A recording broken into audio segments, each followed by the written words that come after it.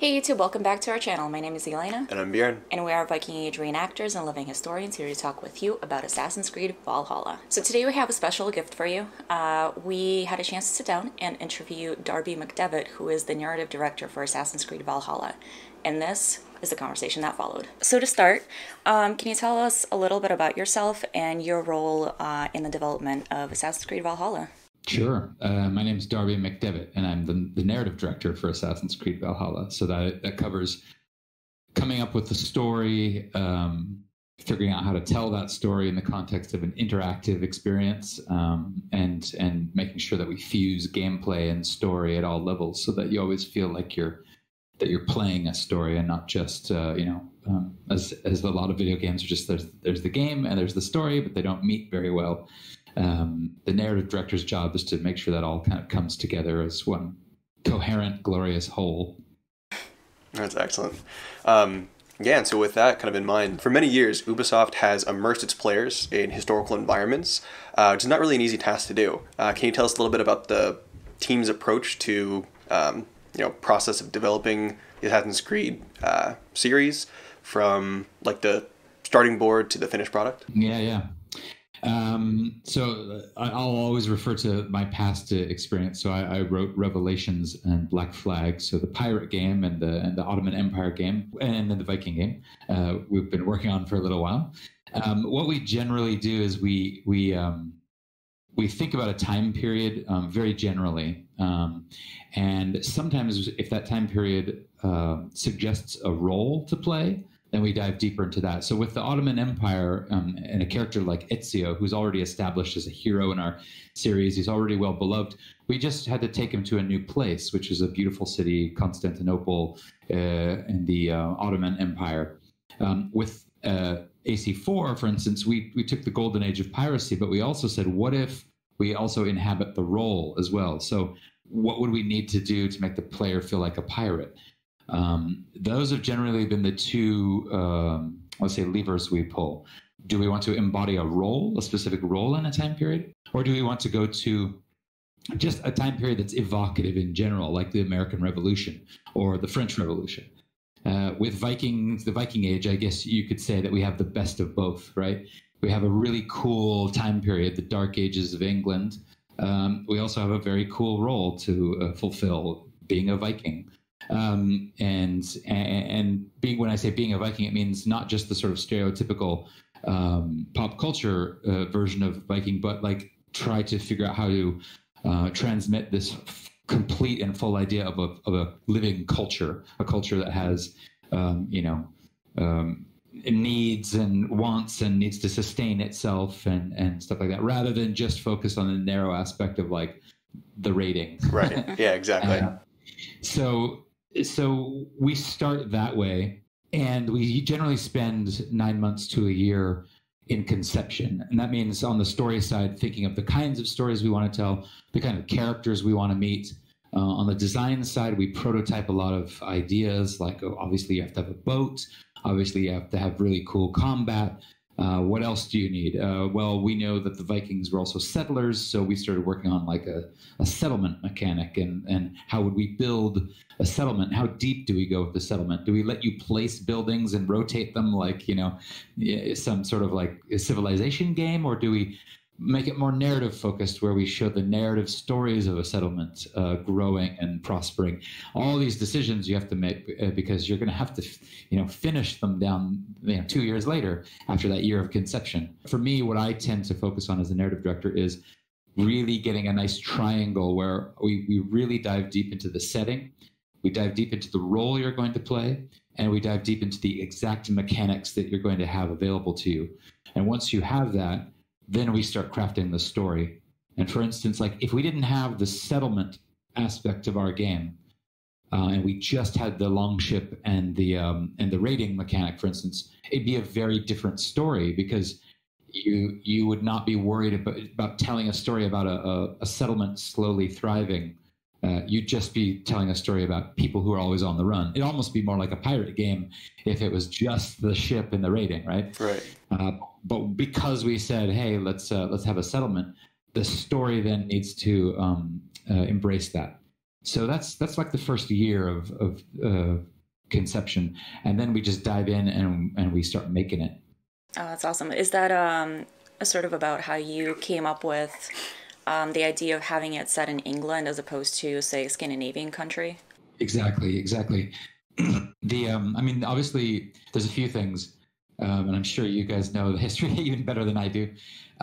The time period in England, especially with the Great Heathen Army, is where a gigantic collection of fairly well documented events happen. Because of Alfred's Anglo-Saxon Chronicle, we actually have a kind of a nice delineation of dates. We have a lot of names. And so we decided that's a cool place to start telling stories. And also, like, it's the place where the Vikings as a settler becomes most prominent. We could have also done like sort of Normandy and stuff like that. It's a little less well known, or less, let's say, romantic. I think the Great Heathen Army and Ubba, Eivor, Guthrum, Halfdan, all that, like, there's kind of a romance to their sweep across England and Alfred fighting back, and it's like the tides coming in and out, and there's something cool there, and so we wanted to be in the middle of that.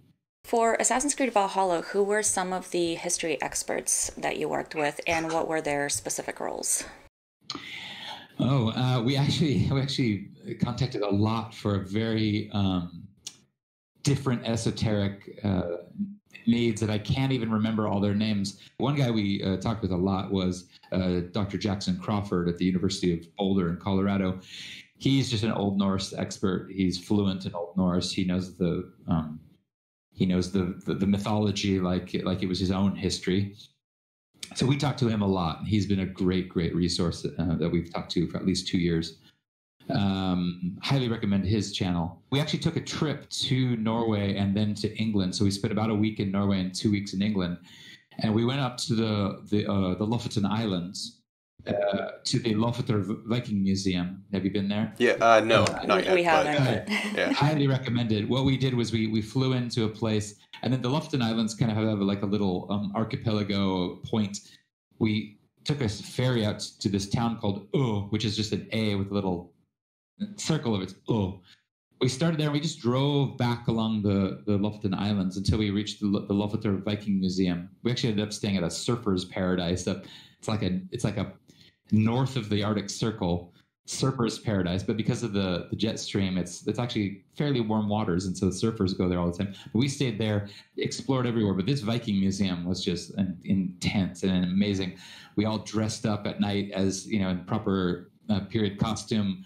We had a Viking feast. We drank mead. We ate barley and lamb. Lamb would have been very, very special at the time. So we were treated by the Jarl very well.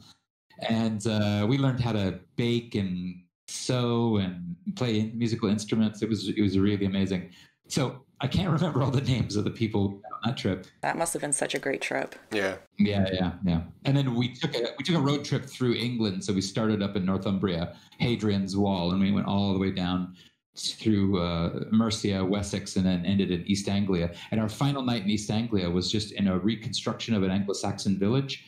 And the woman who, I think she was one of the ones who runs the place, but she took us around it in like the dark of night with a torch and showing us all the experimental archaeology they do, where they actually try to build like big wattle and daub huts. And if they don't fall over, they think, okay, maybe that's how they did it.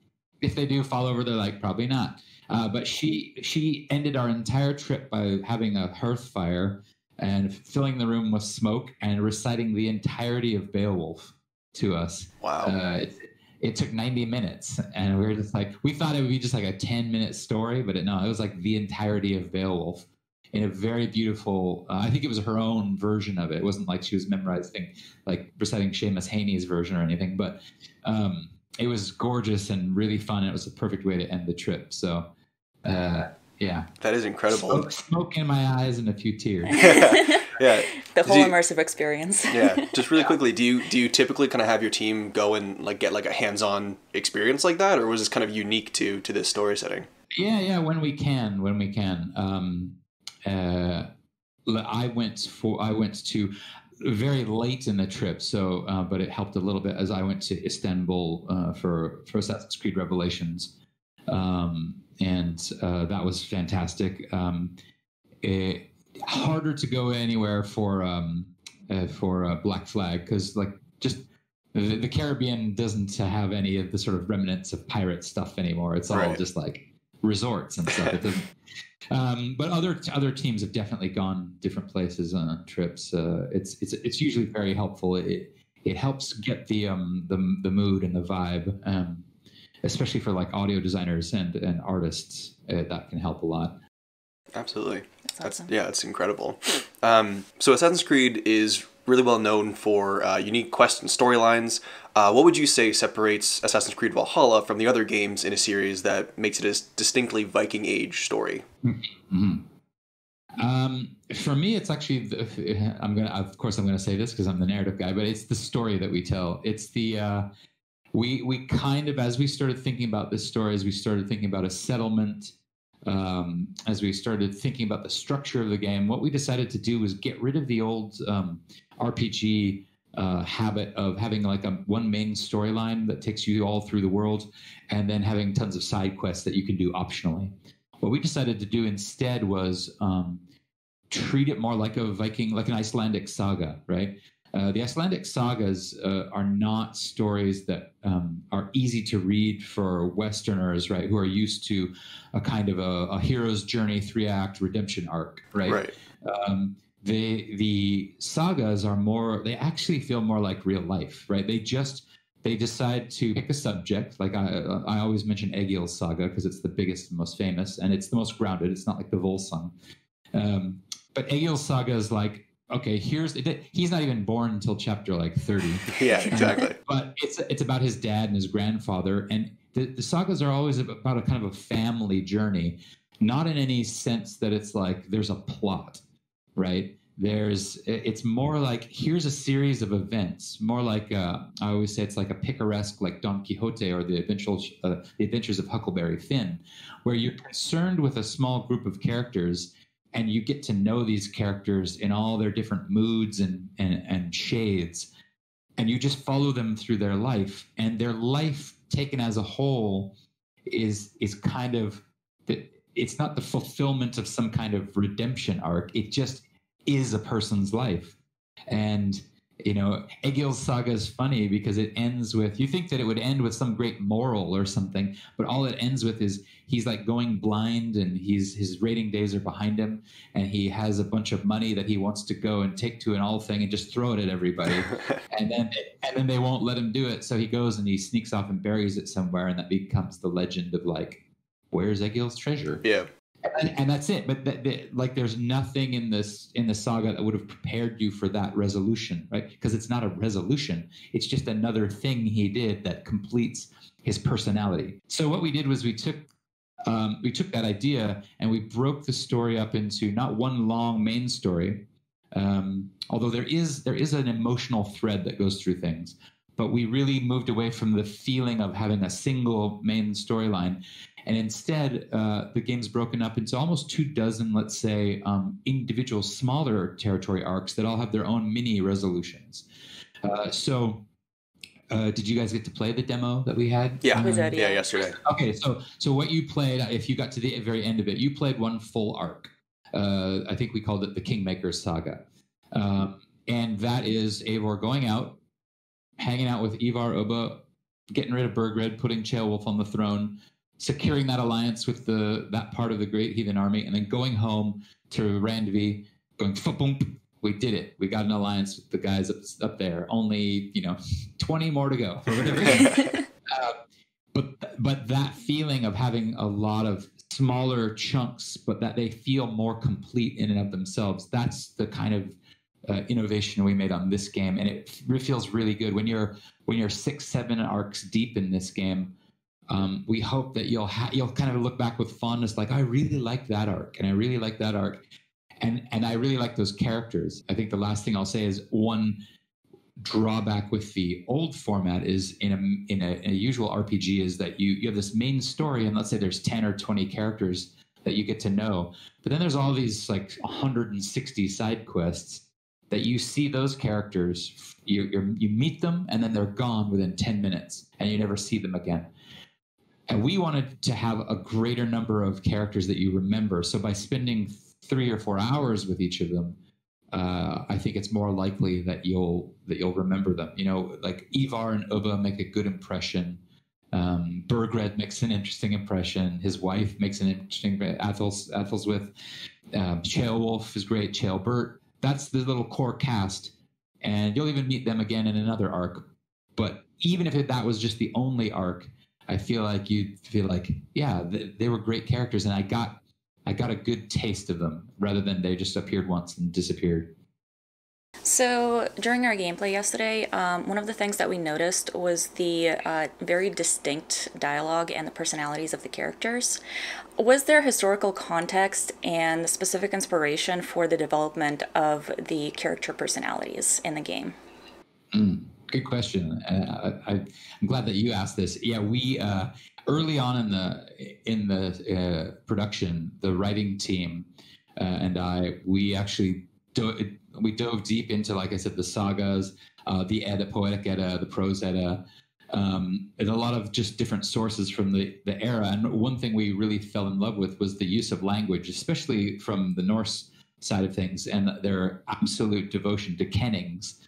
And I mean, like I mentioned, Egil's saga, he's this kind of rough dude who just breaks out into poetry sometimes. So like, I was reading, when I finished Egil's saga, I just called up the other writers and like, Eivor is a poet.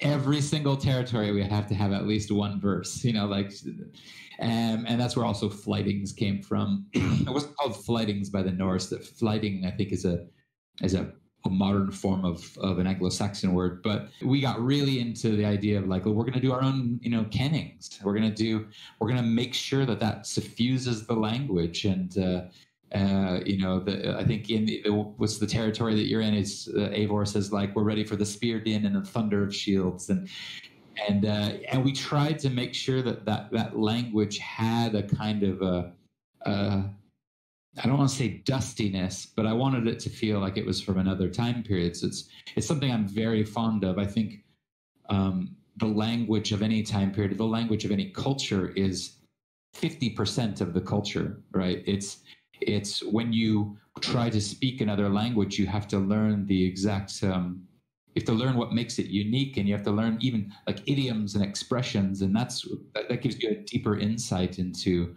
how they thought and how they felt. So when someone calls blood raven wine, you know, like, okay, that means something. And so that's something as a writer I've always been interested in. So as the scripts came together, as all the writers turned in their first drafts, I'd work with them, and we'd shape it into something that sounded much more authentic or of the time period. I always regret that I can't write in Old Norse or Old English or Turkish or because I know that I would get even deeper into it, but there's a limit to what people will deal with. At some point, I wanted to write. I was like, let's write the whole thing in iambic pentameter. Just because it'll feel different. And they're like, no, that lasted a few weeks, but maybe next game. Yeah, maybe. If it's set during Shakespeare's time, maybe that'll work out. Yeah, I'll look forward to that. Possibly, It'll be so much fun. All right, and then just lastly, so while you were working on the game, what was something that you personally were interested to really learn about and dive deep into the Viking Age? Everything. I'm a sponge for this. I feel so blessed and lucky. Like you guys get to play the game, but I get to just sit down and read books for 2 years about everything. So my stat gets really high, and I read. What was it? I mean, certainly getting much more familiar with Norse mythology and trying to bring that to life in our own special way. Trying to figure out how to. This is actually a theme that runs through the game, and I think maybe we were nervous about it in the beginning, but I think it turned out very well. Was how to depict the clash of Christianity versus paganism. This paganism that comes sweeping in. And I thought maybe it would be difficult in the beginning or touchy, but it's actually, I think we did fairly well. At least we sprinkle it throughout in a way that makes it feel like, oh, this is probably how they would try to understand each other. One thing that Jackson Crawford said very early when he came to talk with us and to tell us about how these two cultures might have rubbed against each other is he said, you have to remember that in the Christian conception of the world, sin and virtue are the most important sort of concepts, right? You're always trying to avoid sin, be virtuous. Virtue is some sort of godly given thing. It's an aspirational thing where God is the embodiment of a kind of an ultimate goodness, and you need to aspire to that. And of course, the Christian religion is a received wisdom. It's a revelatory system. Whereas the Norse mythology and the Norse religion, we wanted to depict it as our living religion, but he reminded us that he's like, it's not really about sin and virtue. There's no such thing. It's all about reputation and honor and living up to an ideal between like people, and that the gods in this religion are not really the kind of gods that are aspirational in any sense. I don't think there's any god, maybe Freya, but certainly not Odin. Certainly, like Thor, okay, but he's kind of a meathead. He just likes knocking giants on the head. Jotnar, that's very true. And Loki, oh god, like there's nobody in the Norse pantheon really that you want to be like, I'm going to model myself after that guy, like completely. Maybe that aspect of him, right? But maybe the poetry aspect of Odin. So trying to depict people who have that viewpoint on life. We wanted to depict Eivor and that entire clan, the Raven clan, rubbing up against Alfred and Christians, and who just maybe sometimes they speak to each other, they just don't understand each other. Like, where are you coming from? That was a very interesting, fun thing to do, and it was fun to research that. And I hope I answered your question. No, yeah, absolutely. Absolutely. Yeah. Cool. Thank you so much for coming on board and having the interview and even letting us just be a part of it. It was a great experience for us, so we really appreciate it. That's great. You guys have a cool thing going. Thank you. Thank you. Thanks. Thank you so much for your time. You guys are doing great work, and we're really excited to play the full game. Cool. It's good to hear. Thank you. Absolutely. Thank you guys so much for watching. We hope you enjoyed it. If you did, hit the like button. If you're new to the channel, make sure to subscribe and hit the bell so you can be notified of our future videos, and we will see you in the next one.